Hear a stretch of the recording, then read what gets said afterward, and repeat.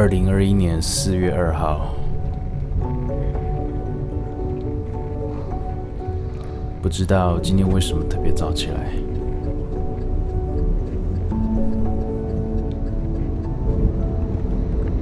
可能是因为脑子一直都还没有休息吧。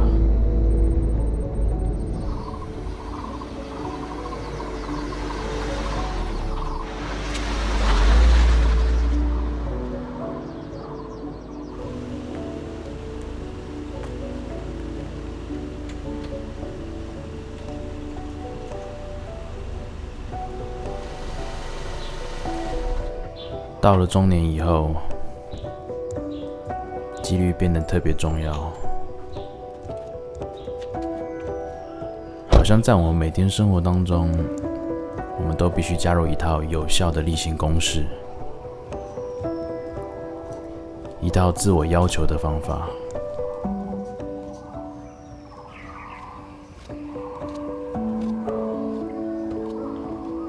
这样好像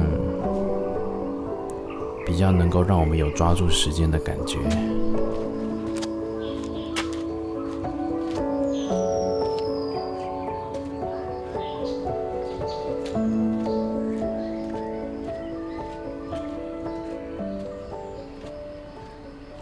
但其实时间越过越快，想抓也抓不住。每天的例行公事一直持续，但对于我自己的人生，却好像什么也没做完。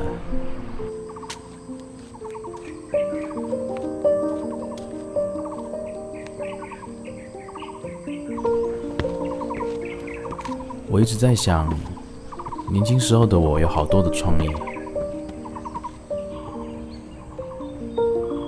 创意这种东西会退化吗？还是因为那些例行公事，让我的思考的习惯在退化？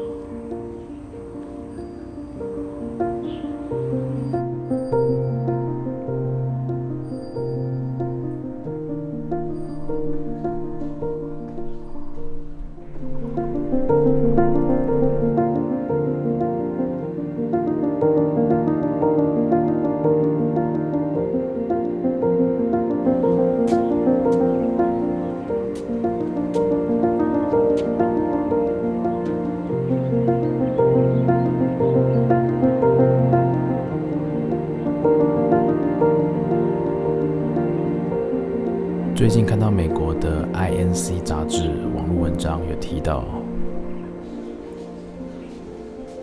即便你已经发展出一套健康有效率的一日行程，这种充实的生活形态很有可能会扼杀创造力。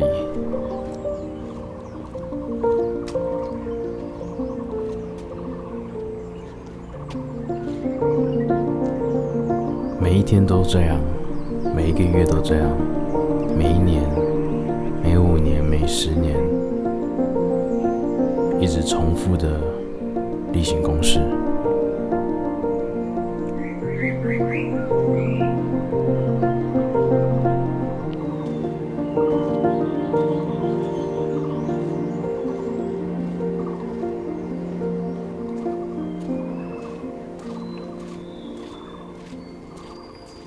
你会没有时间思考，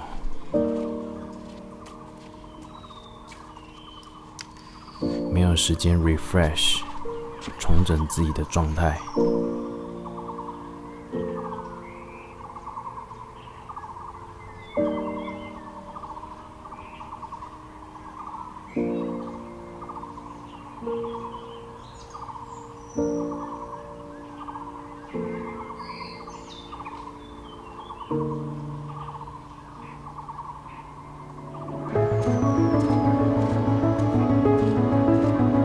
许多真正有成就的人，都在实施 No Time 的心法，借以活化自己的思考，开创更大的格局。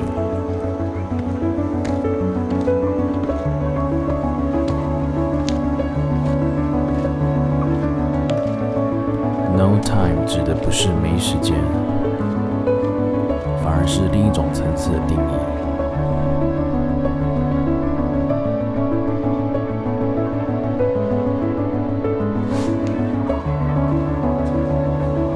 《The Art of Impossible》的作者 Steven Kotler，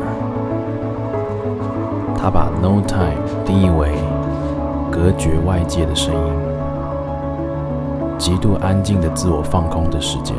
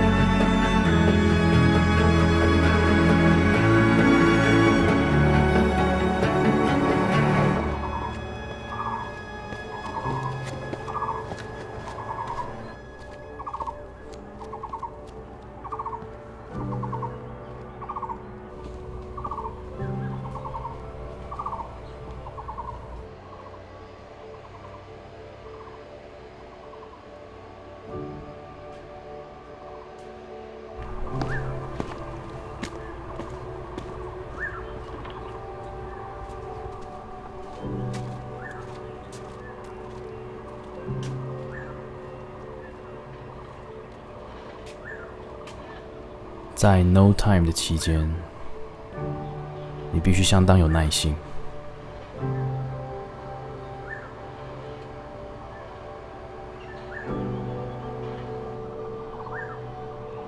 你不能感受到时间的形成，你不能因为要赶着做下一件事情而有压力。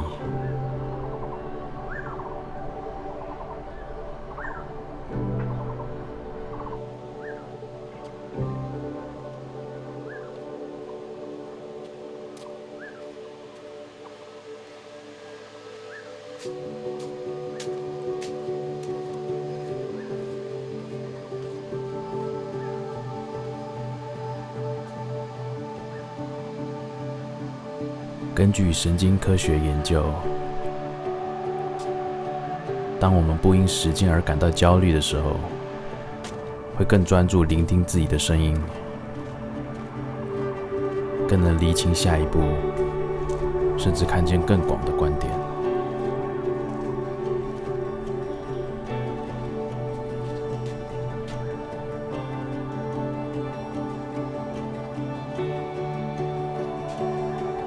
书里面还有提到另一个重点，就是 No Time 的功能主要是在启发我们的思维，开拓以往没有的观点。但如果没有付诸实践，终究无法为生活还有人生带来一些改变和进步。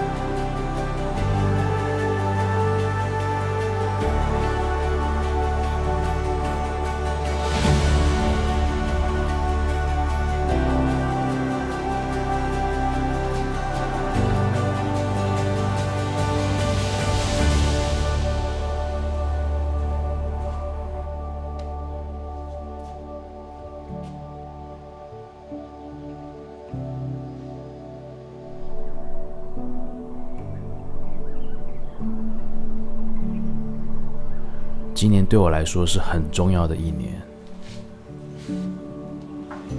人生过了一半，除了更认识自己，也更清楚自己真正要的是什么。